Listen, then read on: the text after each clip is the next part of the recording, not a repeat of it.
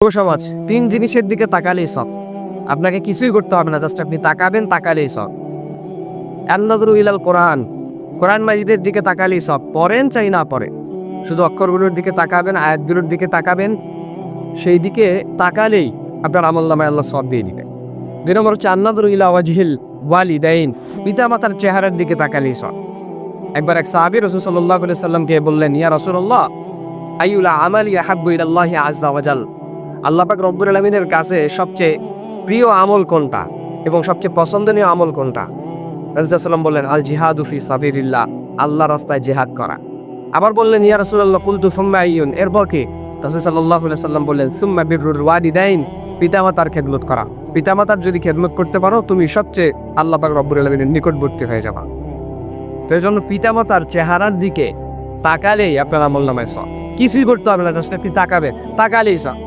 আমরা আমাদের পরীক্ষার সময় যখন আসে, অনেক স্টুডেন্ট দেখা যায় ওলি মাশায়েখ, পীর মাশায়েখ, ইমাম, এদের দ্বারা দোয়া করে না। আগে তুমি তোমার পিতামাতার দ্বারা দোয়া করাও।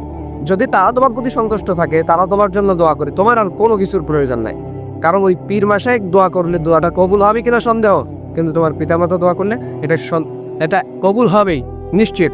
আল্লাহ হাবিব সাল্লাল্লাহু আলাইহি ওয়াসাল্লাম বলেন, আল জান্নাতু তাহতা আকদামিহিম, দুনিয়ার মানুষের পায়ের নিচে থাকে স্যান্ডেল, জুতার নিচে থাকে মাটি, কিন্তু প্রত্যেক মায়ের পায়ের নিচে থাকে প্রত্যেক সন্তানের রেহেস্ত।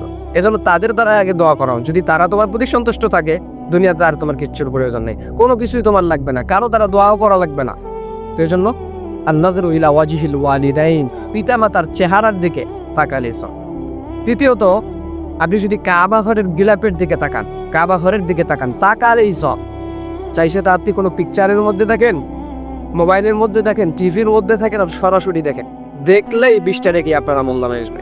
এজন্য এই 3 জিনিসের দিকে তাকালেই সব।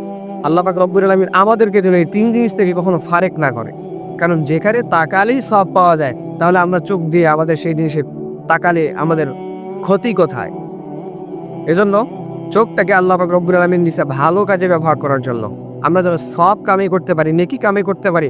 আমলনামাকে কবরের জীবনে আমরা যখন যাব, আমলনামা ছাড়া কোনো কিছুই কাজে আসবে না। সেদিন যেন এই আমলগুলো নিয়ে, সেদিন যেন এই সব নেকিগুলো নিয়ে আমরা যেন আল্লাহর সামনে দাঁড়াতে পারি।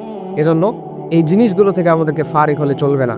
আমাদের দেখলেই যেহেতু সব, এগুলোকে আমাদের কাজে লাগাইতে হবে, আমাদের সব অর্জন করতে হবে, কারণ তাকালেই আমাদের আমলনামায়